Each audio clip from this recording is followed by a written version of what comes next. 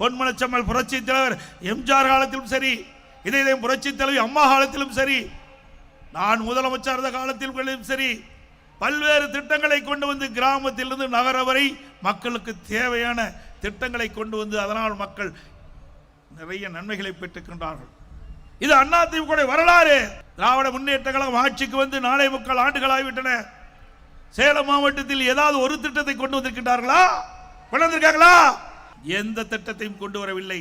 நாம் கொண்டு வந்த திட்டத்தை நிறுத்தியதுதான் திராவிட முன்னேற்ற கழக ஆட்சியுடைய சாதனை. எவ்வளவு சிரமப்பட்டு பல்வேறு திட்டங்களை கொண்டு வந்தோம். 100 ஏரி திட்டம், இன்னைக்கு விவசாய பருவ மக்களுக்கு வாழ்வளிக்கக்கூடிய திட்டம். 4 சட்டமன்ற தொகுதி நன்மை பெறும். தொகுதியில் இருக்கின்ற சட்டமன்ற தொகுதியில் இருக்கின்ற விவசாயிகள் பொதுமக்கள் பயன்பெறக்கூடிய அற்புதமான திட்டம். பல ஆண்டுகாலமாக அந்த மக்கள் கோரிக்கை வைத்திருந்தார்கள். அந்த கோரிக்கையை நிறைவேற்றுவதற்காக அதிமுக ஆட்சியிலே அந்த திட்டத்தை நாங்கள் துவக்கினோம். முதல் கட்ட பணி நிறைவு பெற்று முதற்கட்டமாக 6 ஏரிகளை திறந்து வைத்தோம். அதற்கு பிறகு இதுவரை அந்த திட்டம் முழுமை பெறவில்லை. இதுதான் இந்த ஆட்சியுடைய அவலம். சிந்தித்து பாருங்கள். ஒரு ஆட்சி எதற்காக அமைகிறது? நாட்டு மக்கள் நன்மை செய்வதற்காக அமைகிறது. ஆனால் திமுக அப்படி அல்ல.